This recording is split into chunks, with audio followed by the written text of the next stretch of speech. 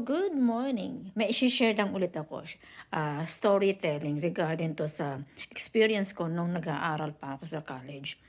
Um, Una kasi, may nabasa kasi akong post regarding doon sa isang lalaki na magdadala siya ng document sa sa isang lugar. Nagkataon naubos yung kanyang pera. So iniisip niya paano siya magbabayad ng pamasahe. So ang iniisip niya, mag-aano siya, mag-aalala pipi, hindi nakapagsalita. So tinanong na siya driver kung saan siya pupunta. Nag-send siya sign language, ganyan, ganyan. And then sabi ng manong matanda sa kaharap niya, sabi niya, ipag-pray kita na gumaling ka sa ano mo, sa nangyayari sa'yo. So, matawag doon, PST, something like that. Basta PWD yata. Di sabi ng driver, o sige, libre ka na kasi PWD ka na.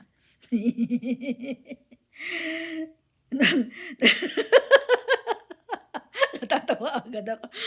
Nung bababa na siya. Nung bababa na siya. Ang sabi, bigla niya sinabi, "Masa kanto po." Na nagtinginan yung mga tao sa kahit siya, napatingin siya sa sarili niya, nagsalita siya ng, "Masa kanto po ba pa?" Nagtinginan yun. Tapos, may sinabi yung driver na, yung post pa naman niya na nakakatawa na sabi niya parang gusto niya siyang lamunin ng lupa dahil sa reaction niya, dahil sa sa salita niya. Tapos sabi ng matanda sa kanya, "May himala," parang ganyan, "May himala, ang bilis gumaling ang bilis ng prayers ko, gumaling ka kaagad." Okay, do'n sa akin naman sa experience ko, pauwi na ako no'n. Ay ang bahay ko kasi namin malayo talaga siya sa Camarin. So ang way ko no'n, um bababa ako ng Blumentritt, then babagtas yun ng anong tawag dun, nakalimutan ko yung babagtas siya sa Novaliches, then Bayan. Pagdating ng Bayan, sasakay pa ulit ako ng jeep papuntang lugar namin. Then pagdating dun sa may Sacred Heart ng road, ganyan, Camarin yata gano'n, bababa then sasakay ka ng tricycle, ganyan. Pagdating ko yata ng Bayan o nasaan na, wala na akong pamasahe. Wala na akong pamasahe papunta dun sa kanto namin. Hindi ko pa puwede siyang lakarin kasi nga anong oras na, 9:00 na ng gabi yun. Diyos mio, at nung panahon pa naman yun siyempre, nung panahon na 1980s hindi pa uso cellphone at wala naman kaming telepono. Kung makiki-hitch ako, delikado baka mamaya idiretso ko sa may alam mo yung daan ngayon ng mga SM, ng Robinson, gano'n. Eh, yun sa amin liliko ng kakaliwa para makarating ka ng Bagong Silang ba 'to? Eh, nakalimutan ko. Ganyan pa gano'n. Gano'n ang ano sa amin, may ano talaga.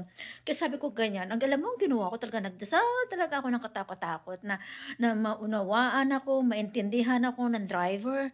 Tapos sabi ko, kailangan makaupo ko do'n sa harapan, sa tabi ng driver or alinman sa ano na kailangan makausap ko yung driver.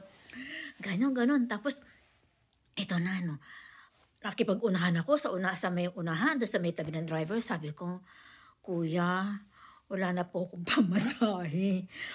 Wala na po akong pamasahe, puwede po bang palibre?" Ginanon ko siya, "Wala na po talaga akong pamasahe, sa Ruby lang po ako." Alam mo sabi ng driver, "O sige, okey lang."